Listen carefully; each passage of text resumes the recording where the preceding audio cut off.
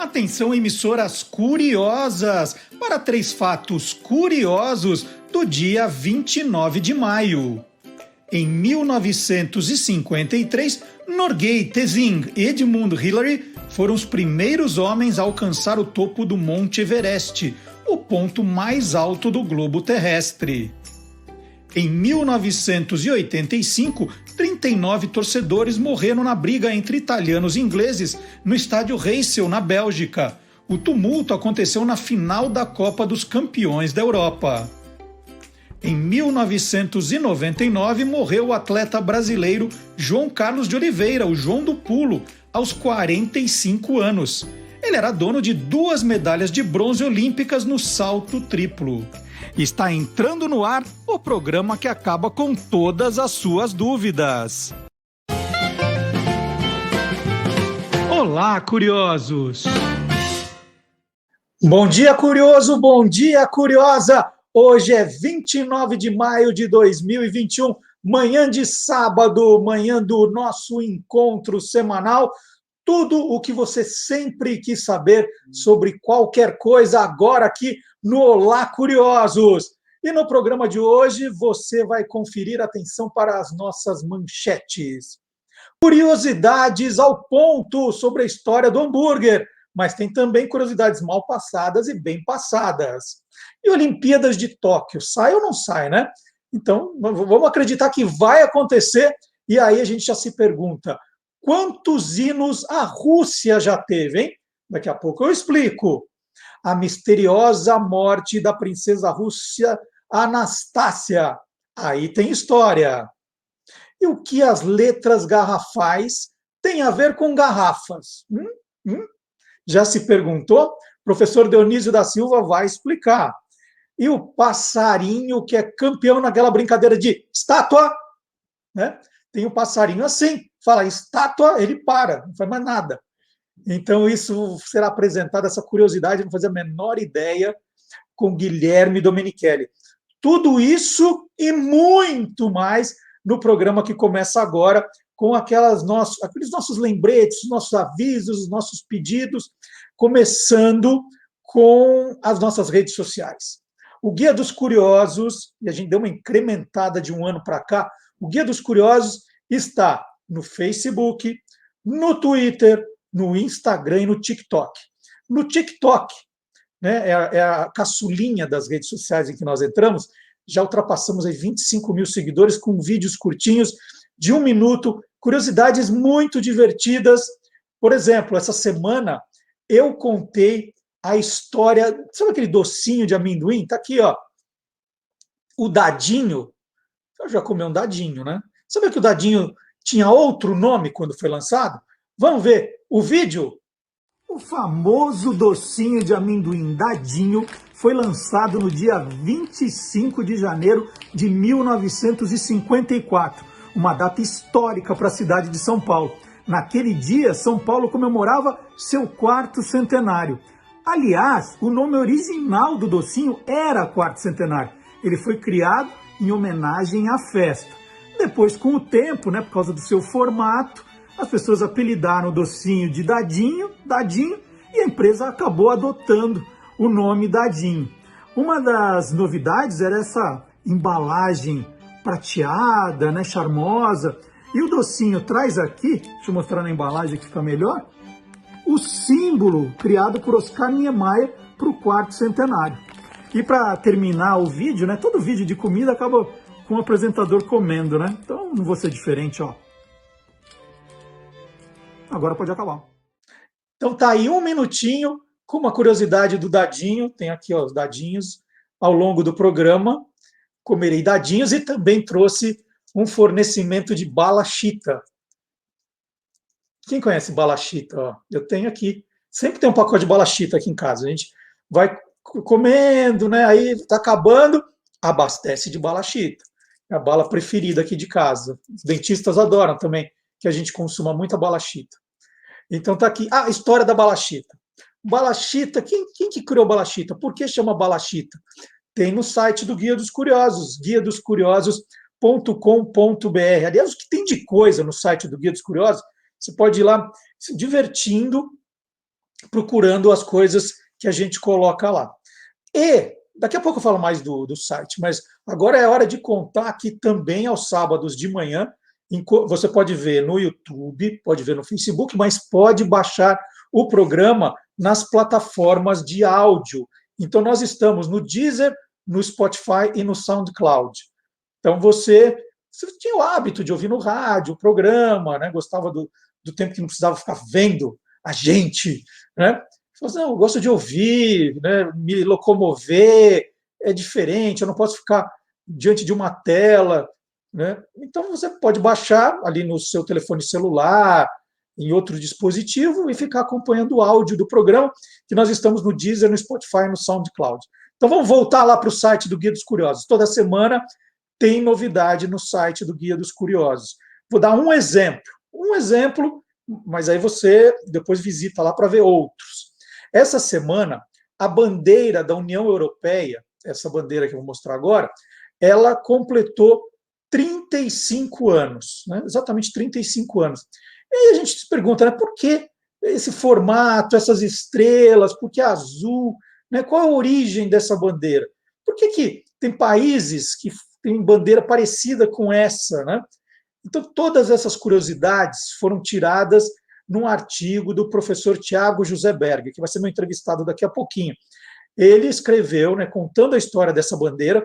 Ela faz 35 anos, mas ela tem muito mais tempo. Ela foi concebida bem antes. Ele conta quem desenhou a bandeira, foi um francês. Opa, spoiler. Ele conta a história, conta outros projetos para a União Europeia que não foram aprovados. Então, está no site do Guia dos Curiosos para você ler, se você que gosta de bandeira, para você que gosta de história, www.guiadoscuriosos.com.br. E aqueles avisos para você que ainda não conhece, toda manhã, no Instagram e no Facebook, nós colocamos as efemérides curiosas do dia. São 5.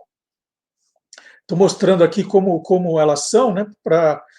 Todo dia, por volta das 6h30, entre 6h30 e 7 horas, nós colocamos 5 efemérides, né? Com esse visual bacana. Algumas têm música, algumas têm frases, algumas têm testes. É para já começar o dia curiosamente e divertidamente. Então tá a dica. Se você quiser mais, fala assim, nossa, mais 5 efemérides, tem muito mais coisa que aconteceu nessa data? Tem, de fato. Aí volta lá para o guia dos curiosos.com.br e faz a consulta. Né? Ali no guia tem muita efeméride. E toda sexta-feira, às 8 da noite, você recebe no seu e-mail o nosso boletim, né? A gente chama de newsletter, né? Mas é boletim mesmo, é um e-mail com as novidades da semana, incluindo o que vai ser destaque no programa de sábado. Você é muito curioso, não aguenta esperar o sábado de manhã? O que vai ter no programa de sábado? Sexta-feira, 8 da noite, dá uma olhadinha no seu e-mail e você vai encontrar, então, as nossas novidades. Quais são as novas páginas que nós colocamos no site, o que a gente tem feito nas redes sociais, sempre que tem uma novidade a gente avisa. Então, essa é a dica. E como faz para receber esse e-mail? Aliás, o e-mail já tem um botão também para facilitar a sua vida. Tem muita gente que tem dificuldade, fala assim, como é que faz para entrar no YouTube, como é complicado achar o programa.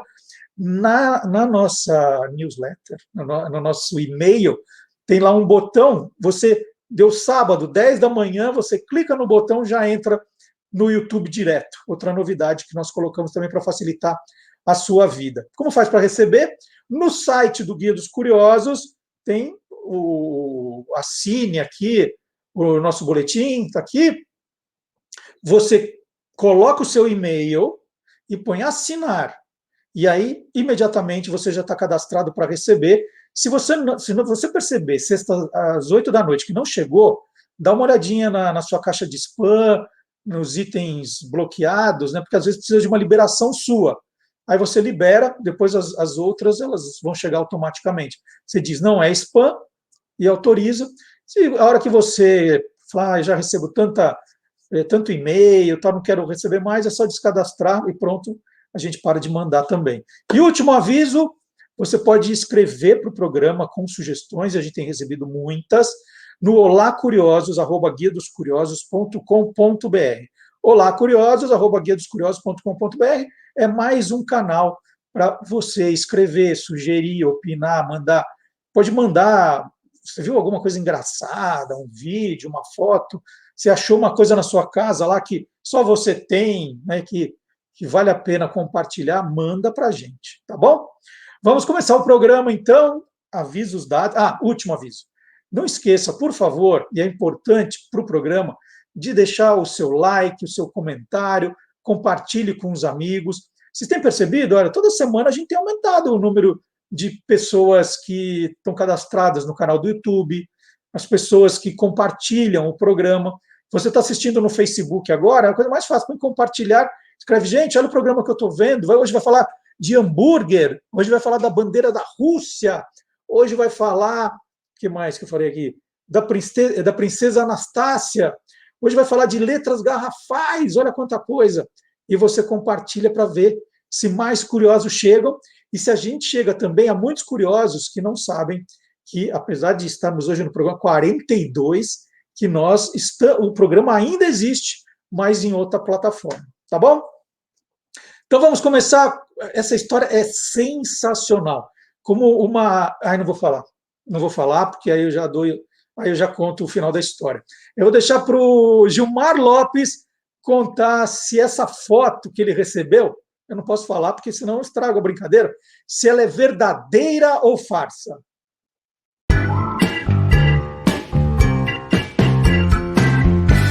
Verdadeiro ou farsa? Esse meme não é novo, viu? Já circula há muitos anos na internet e agora voltou a fazer sucesso, no momento em que as vacinas estão em alta. Na imagem que foi bastante compartilhada, a gente pode ver uma senhora aplicando uma injeção numa criança, mas parece que ela se confunde um pouco e acaba aplicando na mãe da menina. O texto que acompanha essa imagem fala que às vezes a gente tem que admitir quando está na hora de se aposentar. E agora, hein? Será que isso é verdadeiro ou farsa? É farsa! Essa imagem foi adulterada. A publicação mais antiga que eu encontrei da foto original foi de 2008, de um site de notícias chamado nj.com, a respeito de uma determinação de um comitê lá de Nova Jersey para imunizar todas as crianças com a vacina contra a gripe. A foto original é essa aí, ó, feita por Cheryl Evans, a serviço do jornal The Arizona Republic. Dá pra gente comparar as duas imagens e ver que na foto original tem uma agulha ali, ó, que vai entrar no braço da menina. E alguém apagou ali aquela agulha e deu a impressão mesmo que a senhora aí tá aplicando uma injeção no seio da mãe da criança. Olha, eu tô vendo aqui e até que ficou bem engraçada, viu? Então, amiguinhos curiosos, essa foto mostrando uma agente de saúde aplicando por engano uma injeção no seio da mãe de uma criança é farsa. A foto original é de 2008 e mostra como foi a campanha de vacinação lá em Nova Jersey contra a gripe. E aí, você quer saber se o que está rolando na internet é verdadeiro ou farsa? Então entra lá no www.e-farsas.com. E ontem, dia 28, foi o dia do hambúrguer. Porque os americanos são assim, né? Eles todos os dias têm data para algum tipo de comida. E o dia do hambúrguer pegou aqui no Brasil, pela quantidade de hamburguerias que nós temos, pelo gosto do brasileiro pelo hambúrguer. E eu vou conversar agora com um especialista no assunto. O Luiz Sintra trabalha no ramo da gastronomia desde 1984. Foi consultor de algumas dezenas de restaurantes, apresentou programas de culinária na TV por 9 anos e abriu há 15 anos uma das mais premiadas hamburguerias de São Paulo, a San Luís, nos Jardins. Luiz, você come hambúrguer todos os dias? Tudo bem, Marcelo? Não, acho que uma vez por semana. Já comi todos os dias quando eu era mais jovem. Você é muito magrinho. Eu falei, não, ele não pode comer hambúrguer todos os dias. Mas nem uma provadinha engorda, assim? Marcelo. É lenda. O hambúrguer não engorda. Quem engorda é você, né? Não é? Luiz, a gente fala de hamburgueria, mas você é um cara que conhece tudo de todos os tipos de pratos, né? Foi consultor de grandes restaurantes, monta cardápios. E aí, de repente, você vai abrir o seu negócio. Por que o hambúrguer? Por que você escolheu o hambúrguer? Na verdade, não foi muito uma escolha, foi uma opção, né? Eu fui a um congresso em 95, em Miami, onde a palestra, o congresso, enfim, era sobre tendências de futuro. E a palestra macro, né, com os top de pesquisa lá, indicava como hambúrguer sendo o produto do futuro. Eu estava em 95, né? Então, o hambúrguer era o produto que ia entrar na moda em torno de 2000 e iria até 2025, como um produto, vamos dizer, de grande mercado. E aí veio essa decisão quase 10 anos depois. Luiz, então, foi baseado em uma... E eu já gostava muito de hambúrguer, então aliou as duas coisas, né? Tem assim, diz assim, qual é a carne do hambúrguer? Tem uma carne melhor para se fazer um hambúrguer? Não. Na minha visão, é tudo lenda, porque a gente tem que analisar um pouco a história do hambúrguer, o passado do hambúrguer, principalmente nos Estados Unidos, não só aqui, né? Ele começou com um alimento muito simples, basicamente para alimentar as grandes massas vamos dizer, no pós-guerra, pós-segunda guerra, quando se começou a construir estradas, quando teve o boom americano dos subúrbios, né? E era uma comida fácil de levar, transportar, comer dirigindo, barata. Então, a ideia do hambúrguer surgiu com um alimento barato, não com um alimento gourmet, né? Como um produto gourmet. Então, eu não acredito muito nessa história de carne, até porque 99% não come o hambúrguer pão e carne. Então, quando você adiciona maionese, cebola caramelizada, alface, tomate, picles, cascata de queijo, torre de bacon, qualquer carne que tiver lá vai ter o mesmo gosto. Na minha Você visão. nem lembra. Você nem lembra que tem carne, né? Pois é, eu acho que o fundamental da carne é que ela tem um teor bom de gordura. Vamos dizer, entre 20% e 30% de gordura. Aí você tem um hambúrguer bacana com sabor. Você está falando do hambúrguer nos Estados Unidos, mas a história que se conta é que ele não nasceu nos Estados Unidos. Ele foi trazido para os Estados Unidos por alemães que embarcavam no posto de Hamburgo, né? Por isso que era o hambúrguer. É essa a história, hambúrguer steak? Essa é a base do bolinho de carne, vamos chamar assim, não do hambúrguer, que a gente conhece com pão. Era o bolo de carne, que era temperado com cebola, com outras coisas, e que se comia praticamente com as mãos. Era um prato. Tanto que durante muitos anos, nos cardápios, principalmente em Nova York, onde dizem que foi a porta de entrada, né? Tem um prato que chamava-se Hamburg Steak, né? Não hambúrguer, Hamburg Steak, que era esse prato à base da carne moída, temperada, enfim.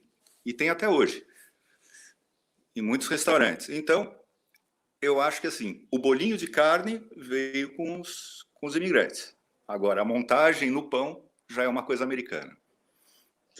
E aí, quando é que começa? Você está falando do por que ele se desenvolve nos Estados Unidos, que era um sanduíche fácil para ser transportado.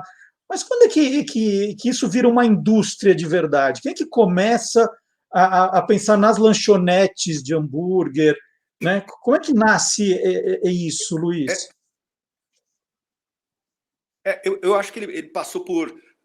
ele era tido como uma coisa não muito, vamos chamar, não muito higiênica ou preparado com carnes de qualidade baixa, enfim, um produto até talvez um pouco perigoso, né?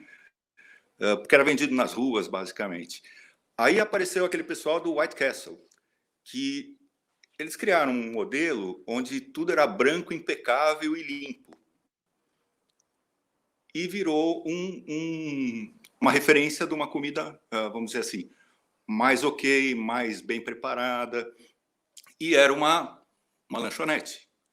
E aí começou a se multiplicar esse conceito do hambúrguer num ponto com, né? Então, basicamente foi isso.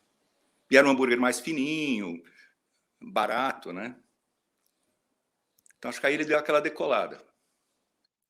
Como Olha, grande o Luiz, indústria, tá? tá. O Luiz se tornou meu ídolo quando ele me contou uma vez que ele gosta de fazer, né, viagens gastronômicas para os Estados Unidos para pesquisar hamburguerias. Ele fez isso mais de uma vez. Ele Verdade. vai, né, e vai percorrendo regiões para provar determinados hambúrgueres. Eu não sei quantas você já fez dessa, Luiz, mas você vai atrás do que exatamente? Porque a sensação é falar assim, o que pode ter de novo, de diferente entre os hambúrgueres? Pois é, eu acho que nos Estados Unidos, como sendo a origem do hambúrguer, se você viajar 200 milhas, você já tem um hambúrguer diferente. O conceito do hambúrguer já é diferente de 200 milhas antes, né? Então, você tem um hambúrguer de Nova York, você tem um hambúrguer de Los Angeles, você tem um hambúrguer de Minneapolis. Tem várias tendências, várias correntes, onde são colocados ingredientes mais locais ou de sabor mais regional, né? Junto com o hambúrguer. Então, você vai para o sul, é aquele pimento cheeseburger, né? Que é uma mistura de cheddar com pimentão assado, cream cheese, não usa queijo, isso vai em cima do hambúrguer. Se você vai para, sei lá, Califórnia, menos maionese. Se você vai para Nova Inglaterra, é o mais simplão possível, né? Então, que é o pão, carne, o queijo ali, um molhinho, alguma coisa. Então, tem todas essas... Se você descer para a Flórida, já é um hambúrguer diferente também. Então, muito queridinho lá é aquela frita cubana, né? Que é um hambúrguer mix de carne de porco com batata palha dentro, enfim. Então, tem várias correntes do hambúrguer nos Estados Unidos, não uma só, como no Brasil. Quer dizer, no Brasil, assim, x-salada, tem em todo canto. X-bacon, todo canto, né? Lá você tem as variações regionais. E eu acho que é o grande encanto de conhecer lugares diferentes e experiências diferentes. Nessa viagem, então, você comeu hambúrguer todo dia, né? Claro, né? Pelo menos 3 vezes por dia. Olha que Café beleza. da Falei, manhã, almoço e jantar. virou meu ídolo. Olha, mas, cara, eu comi muita coisa boa, mas também comi muita coisa ruim, viu? Eu me decepcionei com um que é tido como a primeira hamburgueria dos Estados Unidos, que é aquele Lowe's Lunch, né? Em New Haven, em Connecticut. E eu tinha aquilo na cabeça que eu tinha que ir lá, porque era a primeira, tá no mesmo lugar, no mesmo equipamento, 4ª geração. Eles não põem sal no hambúrguer, cara. Não tem sal no hambúrguer. É a carne, tomate, cebola, num pão de forma sem sal. Então, tem muita lenda no hambúrguer, tem muito hambúrguer bom que não é famoso, tem muito hambúrguer famoso que não é bom. Então, acho que é meio por aí. Eu lembro de ter provado um, eu queria saber o que você acha, que é daquela rede In-Out, né, que era em vez do pão, era só o alface, e o hambúrguer dentro do alface, que seria um Embrulhar no hambúrguer alface, fit. né? Sem carboidrato. O que você acha dessas coisas assim? É a modinha da Califórnia, quer dizer, é tudo com abacate, com alface, com capim, enfim. Eles criaram um hambúrguer padrão para a Califórnia, né? Tanto que você não vê replicado em muitos lugares do mundo aí, muitos lugares nem nos Estados Unidos, esse conceito. E o hambúrguer do futuro, esse agora de plantas, o que você acha disso, Luiz? Agora também tem tudo que é lugar, né? Eu acho uma opção legal para quem quer fugir um pouquinho da carne, né? O sabor é bem ok, mas eu acho que tem muita... Eu não sei exatamente a composição daquilo. Quer dizer, eu acho que deve ter muito processo de industrialização ali. Acho que ele talvez não seja tão natural quanto pode parecer. Imagino isso. Mas isso já tem no cardápio do São Luís, vai ter? Não, nós temos o vegetariano que nós fazemos lá. que é a base de arroz negro, é outra base. Ele tem a textura do hambúrguer, mas tem o sabor do vegetariano. Ele não tem sabor de carne. Não é para ter sabor de carne, porque ele é vegetariano. Se fosse para ter sabor de carne, comia um hambúrguer de carne. Eu penso assim, né? Sim. E você falou que o hambúrguer ele não nasceu para ser um prato gourmet, mas ele está cada vez mais gourmet, não está? Hoje você tem hambúrgueres carésimos, né? E gigantescos. Vai acontecer o quê? Isso é que vai acabar com a indústria do hambúrguer? Você falou que até 2025. Né? O que vai acontecer Não. com tudo isso? Eu acho pelo contrário. Eu acho que volta para trás. Eu acho que a gente vai voltar para o simples, bom e básico. O que aconteceu, eu acho que essa gourmetização do hambúrguer foi quando ele invadiu os restaurantes. Porque como ele virou, como hambúrguer, principalmente no Brasil, mas na Europa também, como ele virou um produto muito de tendência, os restaurantes se viram obrigados a ter nos cardápios hambúrguer. Então, você vê restaurantes bacanas aí que tem hambúrguer no cardápio. A maioria tem hoje. Por quê? Porque você tem que vender e é o produto que vende. E aí, para não ser um cheeseburger num restaurante com taça de vinho, começou a se colocar ingredientes mais elaborados para justificar o preço. Porque o cara vendia um steak a $30, como é que ele podia vender um hambúrguer a $4, né? Então ele punha a trufa, punha, sei lá, inventava carne de wagyu, pelo amor de Deus, cara. Pegar uma carne maravilhosa e moer.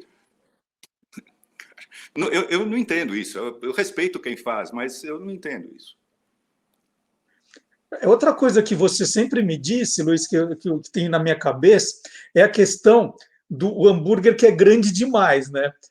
Então começa a colocar quase um pé de alface dentro, 3 tomates, não sei o quê. E aí, assim, por mais que mais embocadura que você tenha, você não consegue morder o sanduíche, né? Tem gente que pede garfo e faca para fazer isso. Isso está totalmente errado, não está? É o que eu chamo de... Teoricamente, para a essência do hambúrguer, tá, porque o hambúrguer é um sanduíche, né? E então a gente brinca que agora tem um hambúrguer escultura, porque você tem que ir esculpindo o hambúrguer para comer, porque senão você não consegue dar a mordida, né? E, enfim, eu acho que sempre vai ter o que gosta do exagero, tipo cascata de queijo, sabe? Umas coisas assim, e sempre vai ter o que gosta do básico, né? Hoje no St. Louis a gente vende 70% é o padrão, cheeseburger, bacon, X com picles, cebola, tomate, maionese, e o restante são os mais, vamos dizer, mais trabalhados. Mas com nenhum ingrediente luxo, a gente não usa nada over. E para temperar, Luiz, tem alguma coisa além do sal que se coloca? Tem algum outro segredo, alguma coisa? Olha, nós usamos sal e pimenta do reino proporção 9:1. 9 partes de sal, 1 parte de pimenta do reino moída fresca, não em pó já, né? E a gente só tempera quando o hambúrguer cai na grelha ou na chapa. Não tempera a carne antes, não mistura a carne, nada disso. O sal é por cima. Porque se você puser sal na mistura, ele vai mudar a textura da carne, vai dar uma densidade diferente. E aí, quanto tempo de grelha? Tem um segredo? Bastante. Depende da espessura da sua carne e depende do equipamento que você está usando, né? A chapa, por exemplo, é mais rápida do que um broiler, porque ela tem um calor direto, então ela grelha mais rápido o hambúrguer. O broiler, menos. Então, vamos dizer, um hambúrguer de 150 gramas, 4 minutos por lado, talvez, numa chapa bem quente. Na hora que ele transpira em cima, você vira e acabou.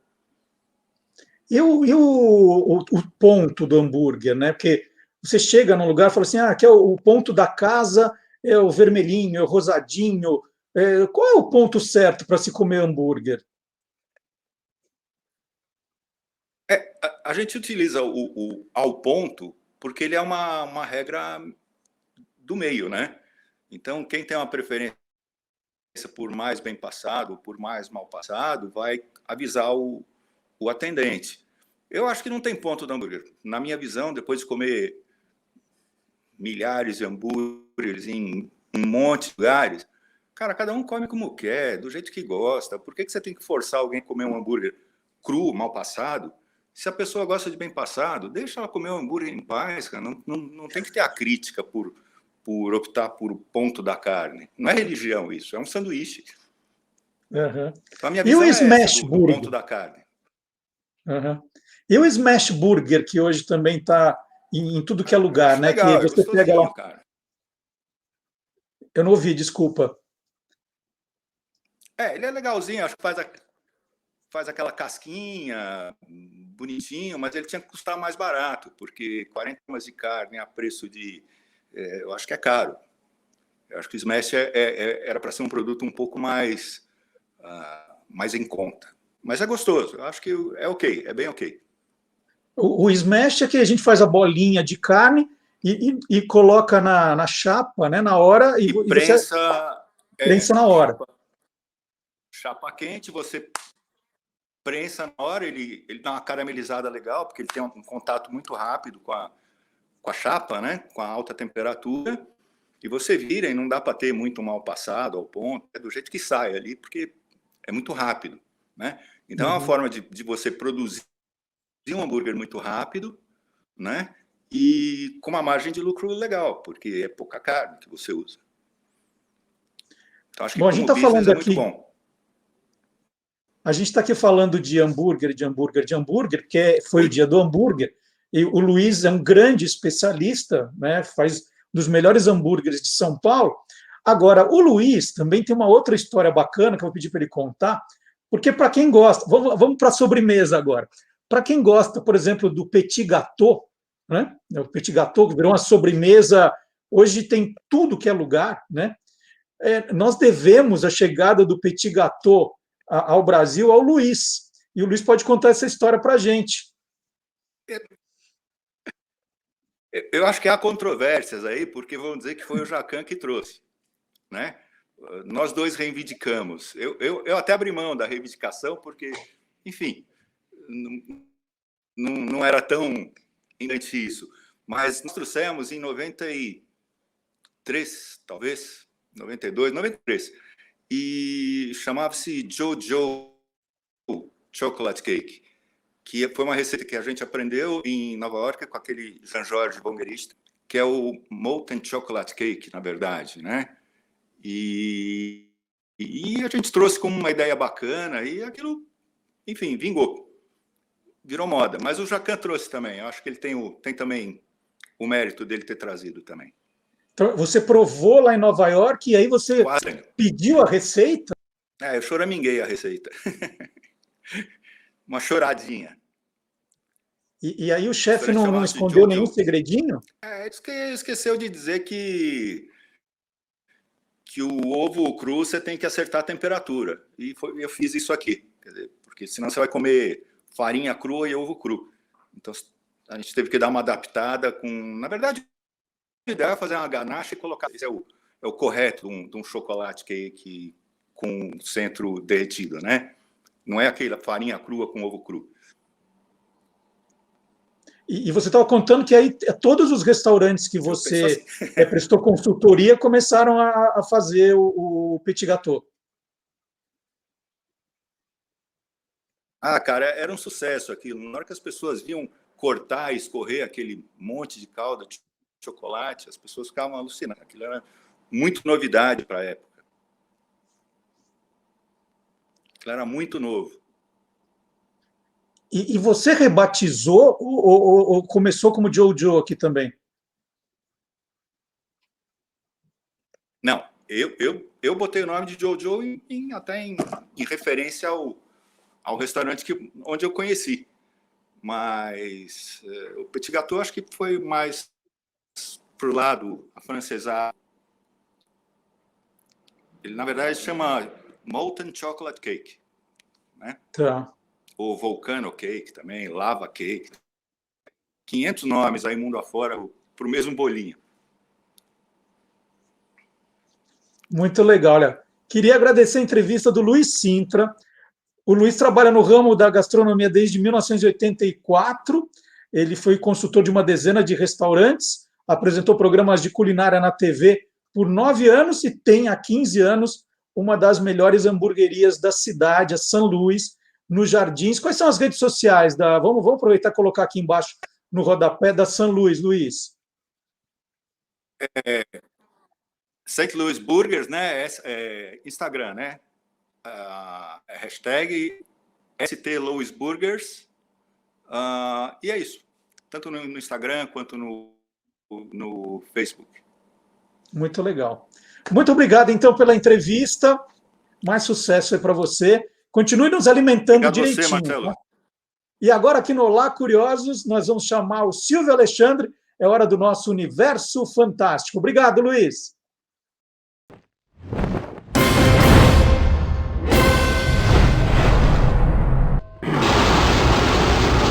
Universo Fantástico. O mês de maio é realmente fantástico. Foi o mês de nascimento de André Carneiro, um artista multifacetado. Foi poeta, fotógrafo, cineasta, artista plástico, publicitário, crítico, hipnotizador clínico, entre outras atividades. É considerado um dos mais importantes escritores brasileiros de ficção científica. Foi publicado em 17 países. Seus 2 romances, Amorquia e Piscina Livre, mostram uma provocadora visão do futuro que nos obriga a repensar o presente.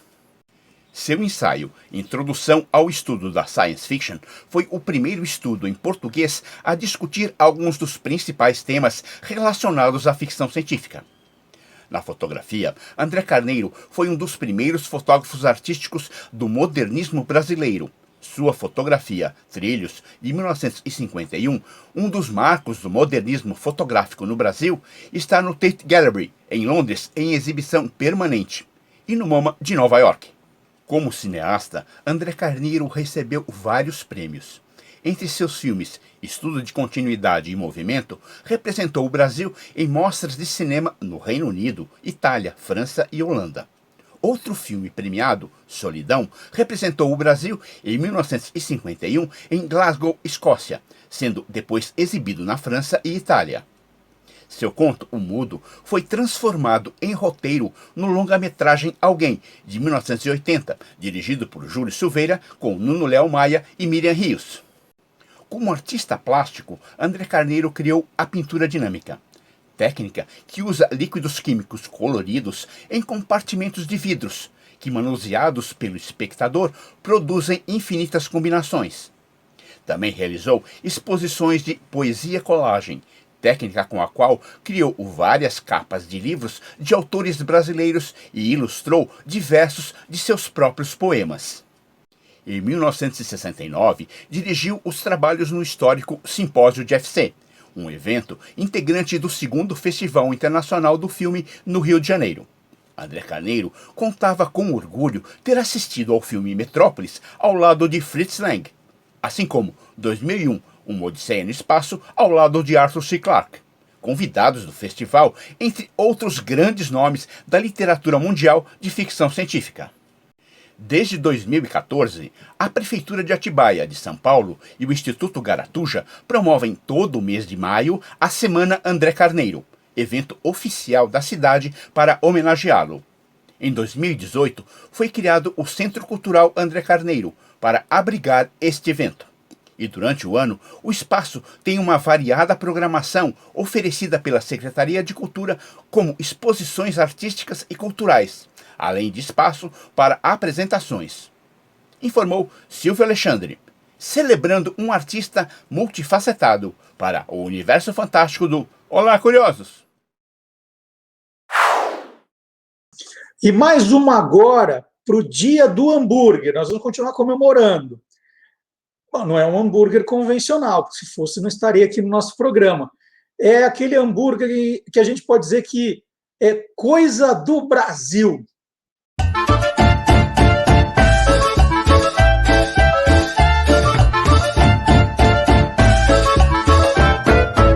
É Brasil que não acaba mais. Foi inaugurada ontem, justamente no Dia Mundial do Hambúrguer, uma hamburgueria temática dos Simpsons em Teresópolis, no Rio de Janeiro, a Krusty Burger. Bom, Krusty Burger é o nome de uma hamburgueria que aparece no desenho dos Simpsons, né? Ela existe no mundo da imaginação. Vale até dizer que tem uma área dedicada aos Simpsons no Universal Studios, né, no parque da Universal em Orlando. E ali, nessa praça de alimentação, existe uma Krusty's Burger, né, que seria a oficial.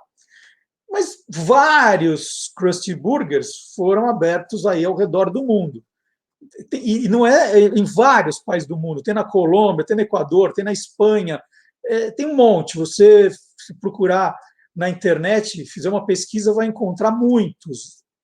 Mas o Krusty Burger de Teresópolis tem um diferencial. Aí que entra o Brasil, que não acaba mais. Ele é especializado em hambúrgueres doces. O que seria um hambúrguer doce? É um doce que tem o formato do hambúrguer, mas que não leva pão, carne nem queijo, mas fica parecendo um hambúrguer, né? O pão pode ser um sonho, o hambúrguer pode ser chocolate, né? Essa é a brincadeira do hambúrguer doce. E também não chega a ser uma novidade. Muitas hamburguerias inventaram aí, colocaram no cardápio suas versões de hambúrgueres doces. Ok, então Marcelo está demorando muito para contar essa história. Por que você está falando da Krusty Burger de Teresópolis no programa? É que a Krusty Burger de Teresópolis juntou os Simpsons com hambúrgueres doces. E aí o resultado, gente, é este aqui, ó.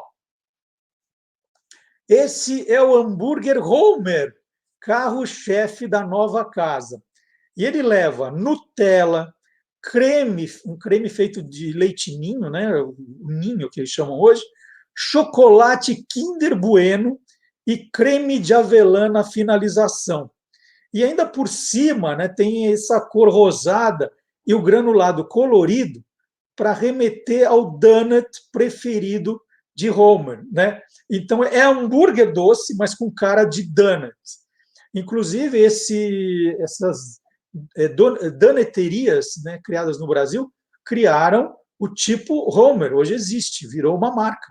Você fala, me dá um Homer numa doneteria, vai vir esse rosado. Então tá aí, olha, inaugurada ontem, hein? Mesmo não sendo de Teresópolis, apenas por curiosidade, né, vale conhecer a página do Krusty Burger doce em Teresópolis. Está aí, Krusty Burger doce é a dica do Brasil de hoje. E agora tem uma que eu adorei essa semana, que a gente fica aprendendo. No programa tem isso, né? A gente conhece umas coisas malucas, mas a gente aprende muito também. No Tô Lendo, de terça-feira, o programa que eu apresento sobre o lado curioso dos livros, nós temos uma colaboradora, que é a Fátima Mesquita. E a Fátima, ela gosta de ler os clássicos e fica procurando palavras e expressões curiosas para contar a origem aqui no nosso programa. E aí ela encontrou, eu não vou contar, me dá uma vontade de contar antes, eu vou deixar surpresa para a Fátima Mesquita, que está com a gente no Tô Lendo também. Olha só o tipo de curiosidade que, se você não conhece o programa ainda, você está perdendo.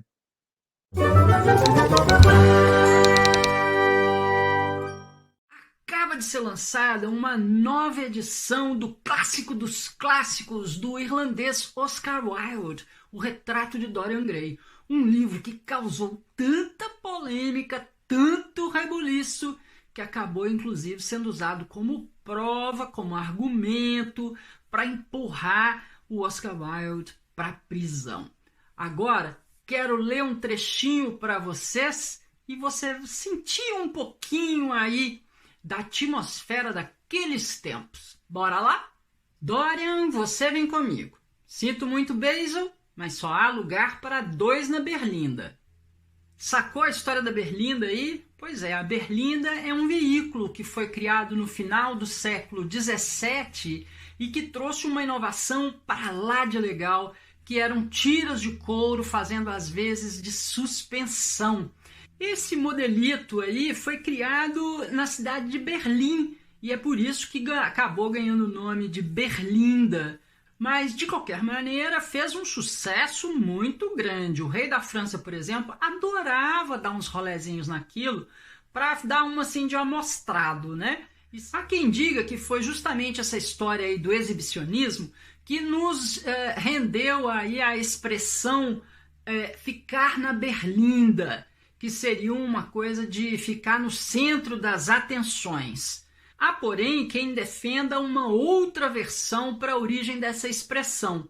O italiano ele chamava de berlinda um pau, um poste, ou uma estrutura, às vezes até de pedra e tudo mais, usada para castigar as pessoas, para punir as pessoas em praça pública, e que é basicamente o nosso pelourinho. Cá entre nós, eu acho que essa segunda opção aí tem mais um pezinho na verdade. Você concorda? O que você acha?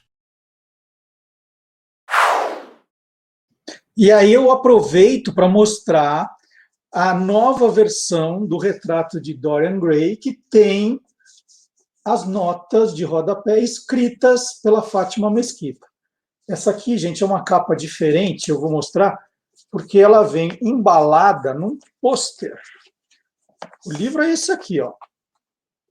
Deixa eu mostrar direitinho, o retrato de Dorian Gray, capa dura, né? Que é o início de uma coleção de clássicos internacionais, o Oscar Wilde aqui, todo ilustrado, e tem as notas escritas pela Fátima Mesquita, e que não são notas convencionais, né? Ela tem um estilo divertido, ela tem um estilo informativo, curioso, ela explica, né? Ela contextualiza a história, ela dá um mapa aqui dos personagens para ninguém se perder. Cadê? Por exemplo, quem se relaciona com quem. Então, às vezes a gente está lendo um livro e meio que se perde. Quem é fulano mesmo? Aí você já tem aqui olha, são muitos textos informativos da Fátima Mesquita, e eu não mostrei o pôster, né?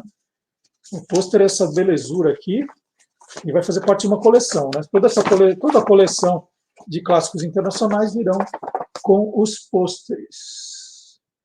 Então está aqui da nossa colaboradora Fátima Mesquita. O próximo é Oliver Twist, mas esse aqui acabou de sair. Olha que linda a capa. O retrato de Dorian Gray. Muito obrigado. E a Fátima está no Tô Lendo toda terça-feira, às 20h. E agora, pessoal, é hora de provar que o mundo inteiro é curioso.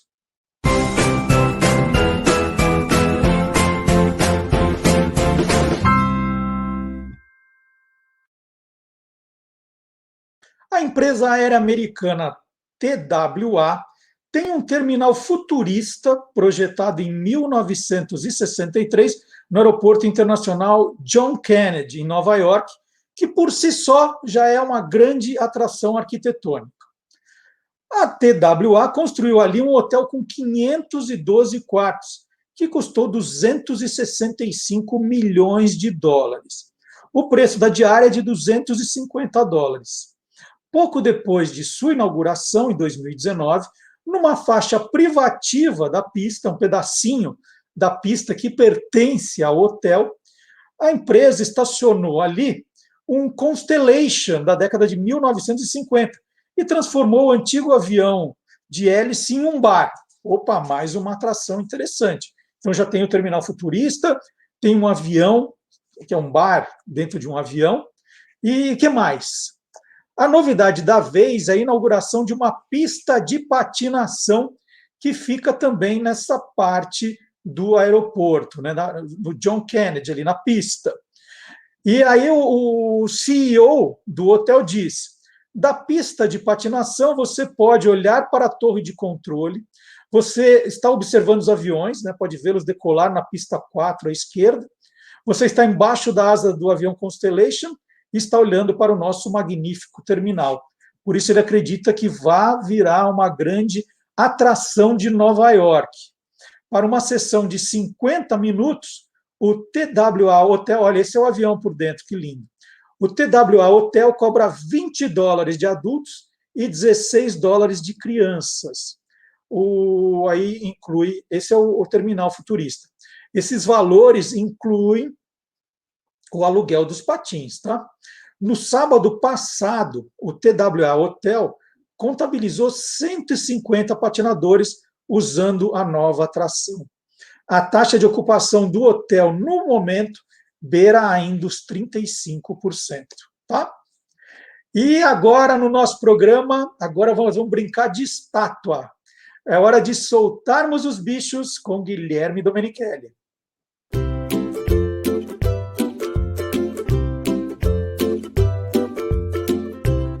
Soltando os bichos, com Guilherme Domenichelli.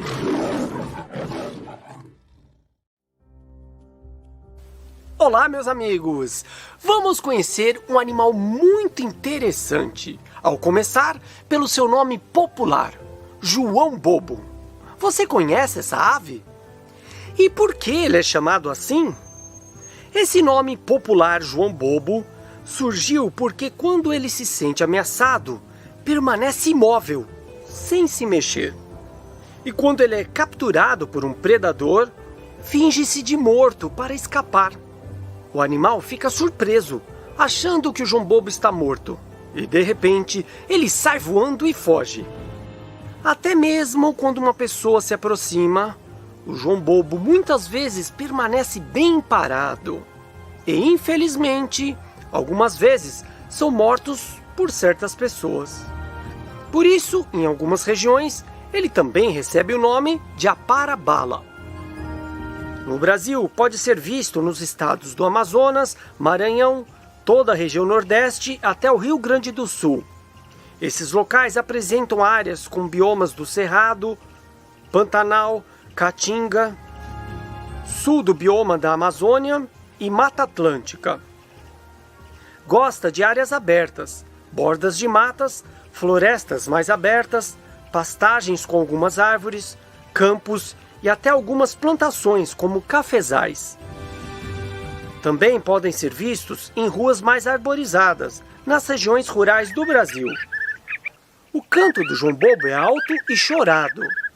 Na época de reprodução, que é entre os meses de setembro a dezembro, eles cantam mais. Como vimos, é uma ave com muitas adaptações, mas um animal bem esperto. O nome João Bobo foi dado devido ao seu comportamento de defesa. Essa é uma maneira especial que essa espécie encontrou para sobreviver na natureza. O que também é muito legal nessa pequena ave é que ela vive em muitas regiões do Brasil. E na hora da pauta do programa, né, antes da gente decidir o que vai entrar, o que não vai entrar, eu converso com todos os colaboradores e pergunto, né, qual vai ser o tema dessa semana? Aí eu sugiro alguma coisa, passo outra, eles vêm com uma ideia, né, a gente vai discutindo para encontrar o formato do programa. Com a Beatriz Duarte, é mais ou menos assim a conversa. Quem é o personagem do seu boletim da semana? Aí ela fala o nome. Aí eu falo assim, não faço a menor ideia de quem é. Então é que a gente sabe que funciona. Chegou a hora do... Vamos lá? Papai sabe tudo. Papai não sabe tudo. Ainda estamos no meio do ano, mas já podemos dizer que Olivia Rodrigo é a artista de 2021. A garota de 18 anos começou sua carreira em 2019 como protagonista da série High School Musical: The Musical. Em janeiro, ela lançou seu primeiro single, Driver's License. Sua primeira composição para o projeto solo já fez história. Passou 7 semanas consecutivas no primeiro lugar da Billboard Hot 100. O nome é autoexplicativo, surgiu quando ela tirou a habilitação. No dia 21 de maio, Olivia lançou o disco Sour, que entre as 11 faixas estão os hits Deja Vu e Good For You. O álbum mostra os ciclos que uma garota passa ao terminar o primeiro namoro: revolta, melancolia, sobriedade e ternura. Em entrevista ao jornal inglês The Guardian, a cantora explicou: "Sou uma adolescente, escrevo sobre as coisas que sinto muito intensamente, acho isso autêntico e natural." Além de ter a melhor estreia feminina do ano no Spotify, O álbum de estreia bateu Justice, do Justin Bieber, se tornando o álbum mais rápido a conseguir 1 bilhão de streams na plataforma. Foram necessários apenas 134 dias para atingir esse número. Em 24 horas, somou 56 milhões de reproduções, ultrapassando até o single Butter do grupo sul-coreano BTS. E não para por aí, a cantora conquistou também o certificado de disco de ouro nos Estados Unidos pela venda de mais de 500 mil cópias. Isso poucos dias depois de ter chegado ao mercado. A americana de origem filipina, Olivia Rodrigo tem entre suas inspirações as cantoras Taylor Swift, Alanis Morissette e Billie Eilish. Você também pode encontrar a atriz e cantora na segunda temporada da série High School Musical The Musical, com episódios lançados semanalmente no canal de streaming Disney+.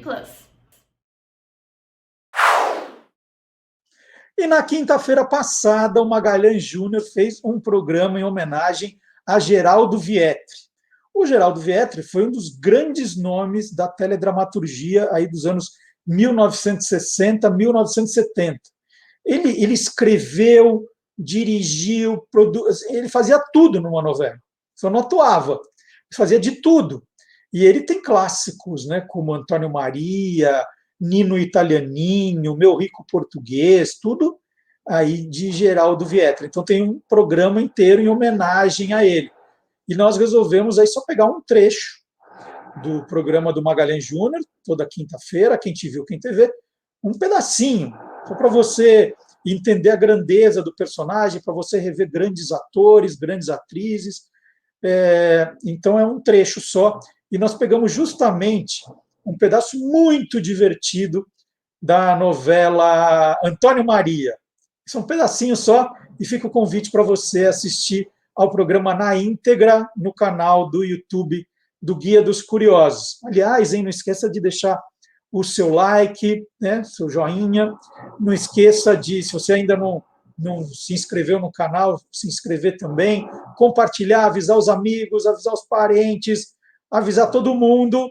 Vamos lá, Quem Te Viu, Quem Te Vê com o Magalhães Júnior.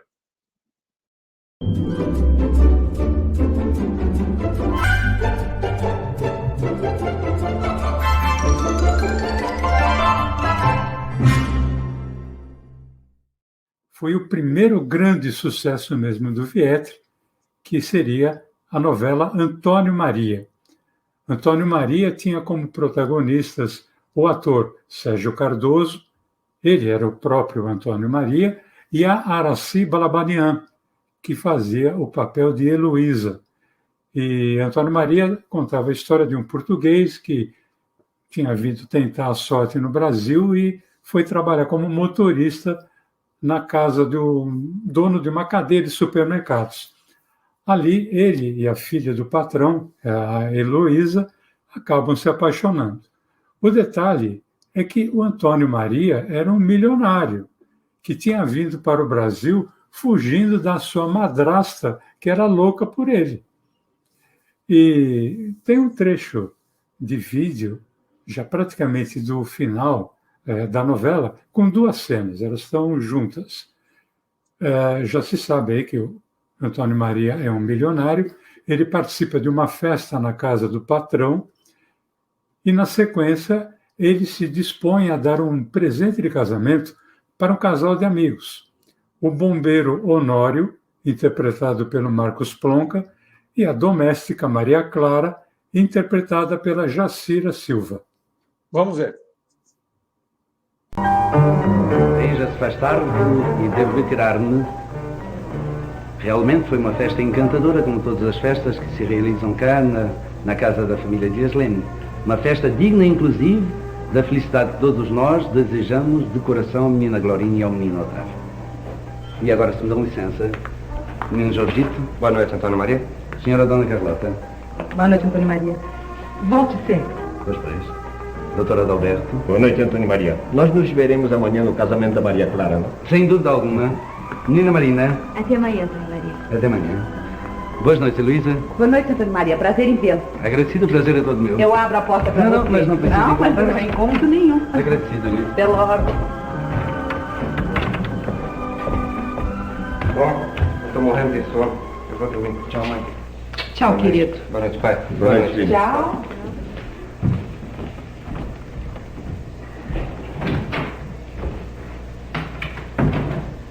Heloísa, francamente, o seu comportamento desta noite... Mamãe, não vamos falar em comportamento, sim?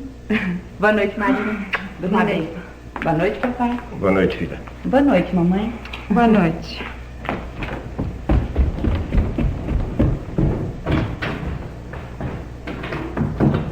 Marina, sabe o que nós três devíamos fazer, querida? Mamãe, eu acho melhor deixar as coisas acontecerem normalmente, tá?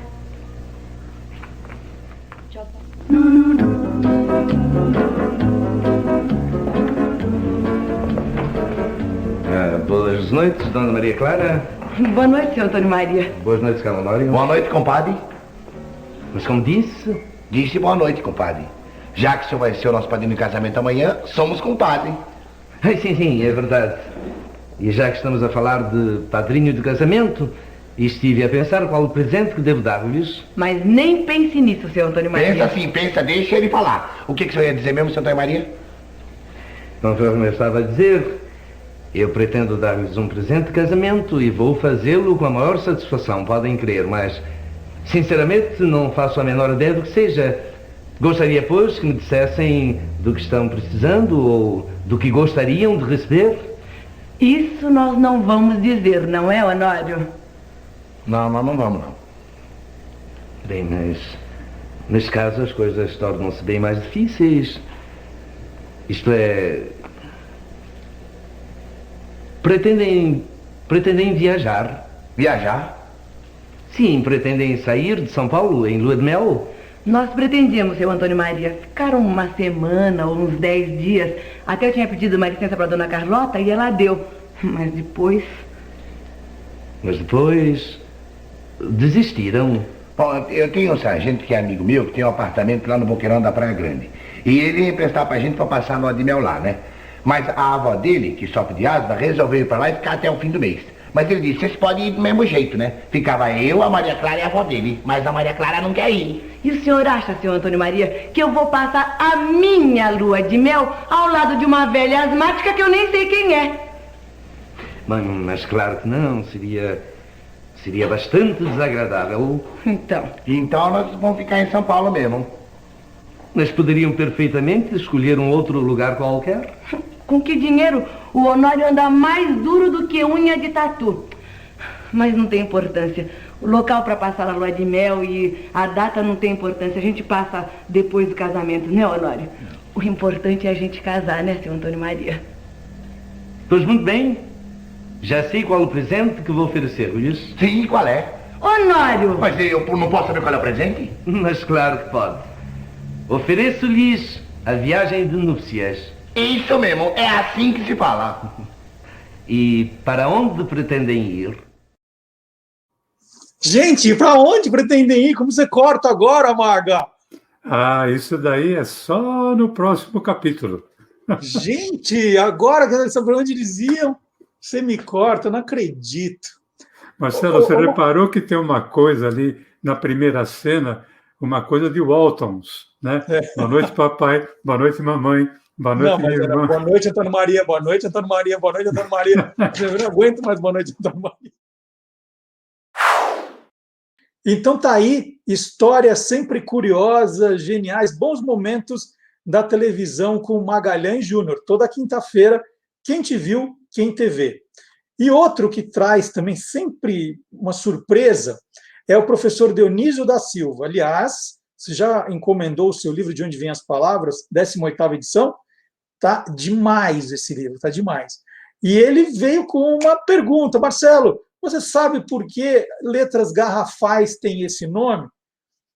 Eu não fazia a menor ideia. E aí ele falou, então esse é o tema do Olá Curiosos de hoje. Vamos ver?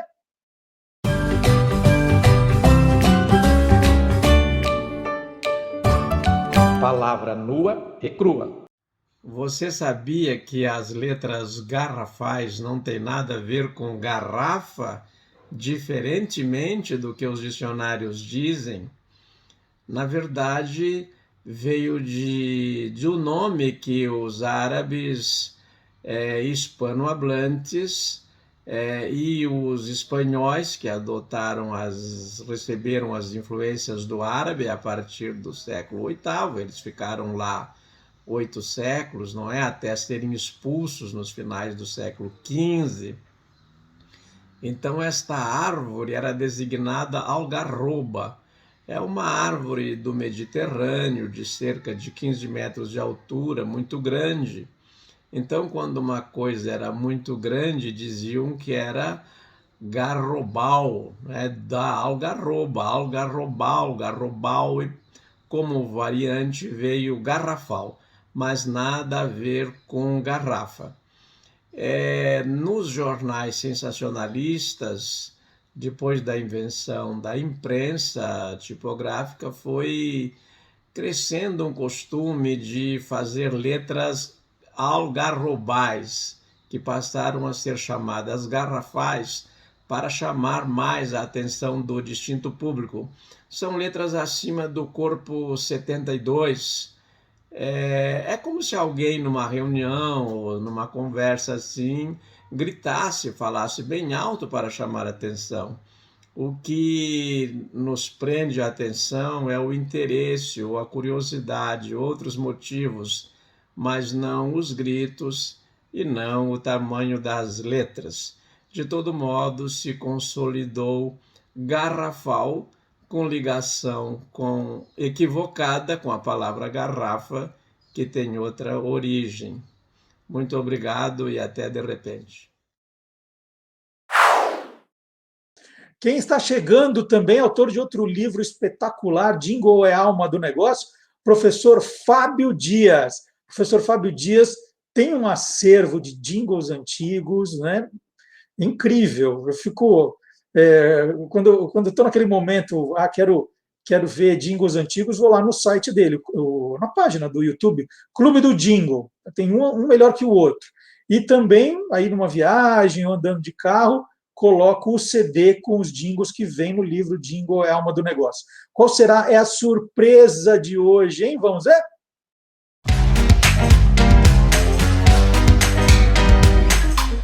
Clube do Jingle. Muitos anunciantes utilizam músicas famosas como trilha sonora para seus comerciais, justamente para substituir algum jingle, imaginando que pela música já ser conhecida e ter feito sucesso, vai facilitar no processo de reconhecimento junto ao público-alvo. Isso, inclusive, é muito comum. O que não é comum é você escolher uma música pelo grupo que a executa, ou melhor, pelo nome do grupo que a executa. Esse foi o caso do molho de tomate Spaghetto da Arisco, que hoje em dia não está mais no mercado, mas em 1989 escolheu a música California Dreaming, do grupo The Mamas and the Papas, justamente pelo nome do grupo, The Mamas and the Papas. Por quê? Qual era a ideia? No comercial, eles mostravam uma típica família italiana e dividiam as mamas e os papas, e eles cantavam uma versão muito bem humorada de California Dreaming, falando sobre as qualidades do molho de tomate. E no final, tudo terminava com um belo almoço de domingo, servido com aqueles pratos italianos clássicos e muito molho Spaghetto da Arisco. Vamos assistir! Spaghetto, o extrato de tomate da Arisco, apresenta The Mamas and the Papas. Que sabor legal! Que sabor legal! Spaghetto! Arisco! Água na boca! Que coisa louca! É sempre italiana! Com Spaghetto, o extrato de tomate da Arisco, o seu almoço virá um banquete. E eu vou falar mais um pouquinho do Tô Lendo, programa sobre o lado curioso dos livros que eu apresento às terças-feiras, tanto no YouTube quanto no Facebook do Guia dos Curiosos. Na terça-feira passada, eu entrevistei o jornalista Gonçalo Júnior. Nos últimos 40 anos, o Gonçalo virou um especialista em biografias. Ele tem 40 livros publicados, a grande maioria biografias de personagens do mundo dos quadrinhos, do mundo da música, do mundo do cinema, a especialidade do mundo jornalístico, né, do mundo editorial também. Ele lançou, por exemplo, O Homem Abril, que era a biografia do Cláudio de Souza, um dos primeiros funcionários da editora Abril, e por esse personagem ele contou a história da editora. Ele fez livros sobre o Belmonte, ele fez Jacó do Bandolim, Assis Valente, Evaldo Braga. Ele contou a história da música brega no Brasil pelo personagem Evaldo Braga, que tinha uma história trágica de vida. Então são livros... Bandido da Luz Vermelha, que acabou de lançar, um livro que ele conseguiu documentos inéditos e uma história, né, de um bandido que aterrorizou São Paulo, que já se passou há muito tempo, né, se vão 50 anos, e ele conseguiu coisas novas. Então, um tremendo biógrafo. Fez a biografia... Bom, tem do professor Rubem Alves, né?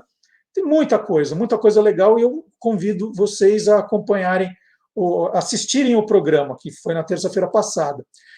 Ele fez também um livro ele fez a biografia do Herbert Richards, do dublador, como eu fui esquecer. E ele escreveu a história do chiclete no Brasil, tem um livro chamado Ora Bolas. Agora, o que deu mais o que falar no programa, né, nos comentários que vocês deixam, é um livro que vai sair no segundo semestre, que ele contou para a gente. Ele está terminando, né, está dando os últimos ajustes na história do quichute, o tênis, né, aquela mistura era a chuteira da minha época, do meu tempo, né, nessas chuteiras coloridas, nada disso, era o quichute. A gente sonhava em ganhar um quichute novo, deixava a gente um pouco mais alto, né? Aí, ou você podia amarrar por baixo ou amarrar na canela. Se você fosse bom de verdade, você amarrava por baixo. Perna de pau era amarrar na canela, tinha umas coisas desse tipo. Então, o Gonçalo contou como vai ser esse livro. E eu tirei esse trechinho, mas vale a pena assistir a entrevista na íntegra, hein? Mas vamos ver o que o Gonçalo Júnior falou no Tô Lendo da última terça-feira.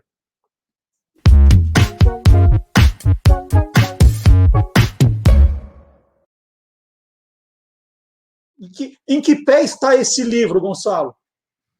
Está pronto, a capa está pronta, são 54 pessoas, tá? Ele com certeza sai no segundo semestre.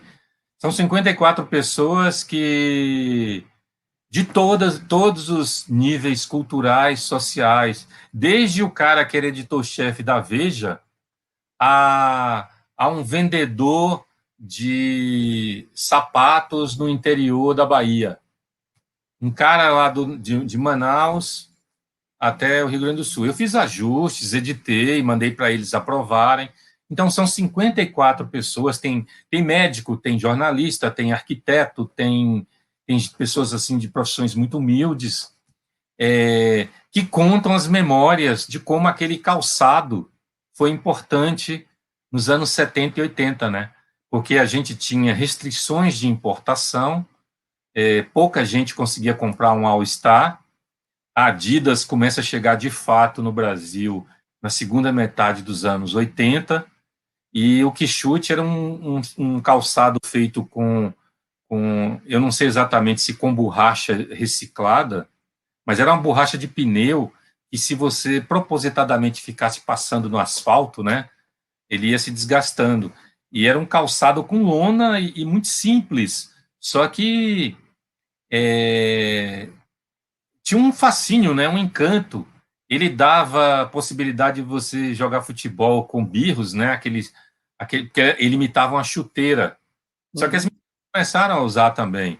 Aí o Ministério da Educação, durante a ditadura, adotou o quichute como parte do material do uniforme escolar.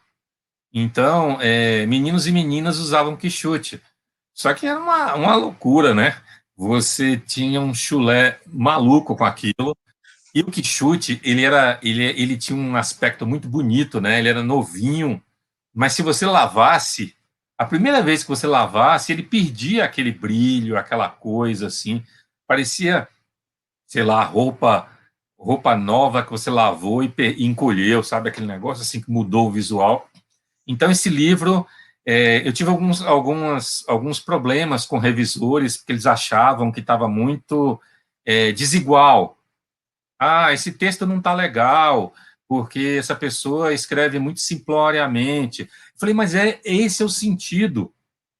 Eu quero exatamente isso, que o cara diga, ah, mas ele falou ali, ele só ficou falando de uma partida de futebol que ele jogou. Eu falei, mas era a única memória que ele tinha. Imagina, Marcelo, o cara jogou.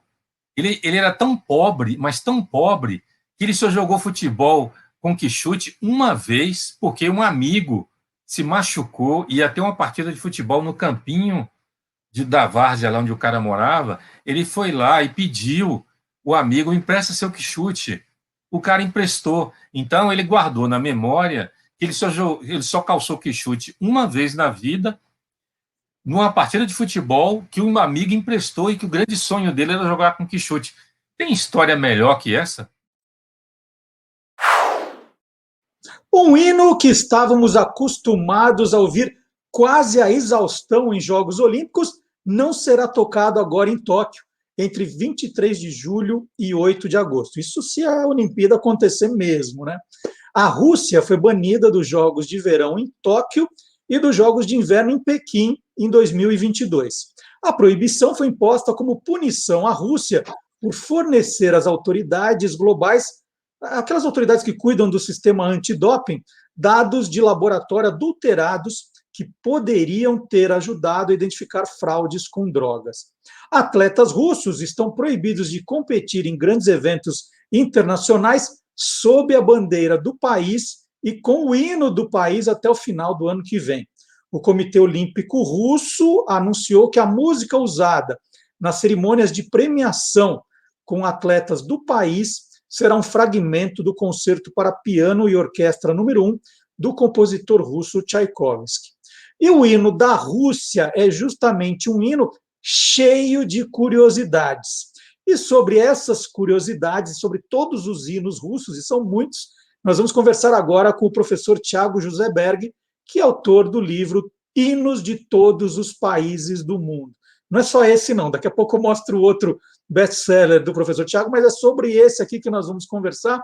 Tiago, bom dia! Bom dia, Marcelo. Bom dia, pessoal. Novamente, fico muito feliz pelo convite. E hoje vamos contar um pouquinho mais aprofundado a história dos hinos da Rússia. Vamos começar. Qual foi o primeiro hino da Rússia? Quando a Rússia ganha um hino? Bem, logicamente, o conceito de hino nacional ele nasce no século XIX. Mas, curiosamente, o primeiro hino da Rússia foi o hino nacional britânico. Como Isso assim? mesmo. É engraçado que naquela época o hino britânico, chamado God Save the King, né? Hoje nós temos God Save the Queen. Isso é uma história também interessante. Quando muda o monarca na Inglaterra, se é o rei ou se é a rainha, muda-se a letra do hino. Então é interessante. Aquela época era God Save the King, né? Deus salve o rei. E essa música era muito popular. Vários estados da Alemanha, na Suíça, até em regiões dos Estados Unidos e mesmo na Rússia, a melodia do hino britânico era conhecida e executada. E era feita uma adaptação da letra em inglês para uma letra em russo, que foi feita por um autor chamado Vassily Zhukovsky, isso em 1815 a 1817. Então, esse hino se tornou muito popular e era usado como hino nacional da Rússia, dado a assimilação do rei, né, para o czar. Mas era alguma coisa como God Save the Czar? Alguma coisa assim, não? Era Deus salve o czar. E aí foi feita uma adaptação à letra, porém logo o pessoal percebeu que, não, o czar precisava ter um hino à sua altura. E não você usar o hino britânico, porque isso começou a causar confusão, né? Vai ter um evento diplomático lá, entre França e Rússia, toca-se o hino britânico, então aí começou a ficar complicado. Claro que você tinha muitos hinos patrióticos, mas aí em 1833, um príncipe chamado Alexei Lvov, ele compôs uma música e foi adaptado a letra do Vassily Zhukovsky para mesmo uma canção chamada Boje Tsaria Rani, Deus salve o czar. Agora com uma música russa. Essa música ela tinha um tom mais religioso, como era a, a Rússia ortodoxa, né? Então essa tradição da Igreja Ortodoxa, ela passa também aos hinos. Os hinos têm um caráter bem religioso essa época, e ela acaba se tornando o hino oficial da Rússia Imperial até a Revolução Russa em 1917. Então, Aí Deus não salvou o czar, né? Aí não teve jeito. não teve jeito.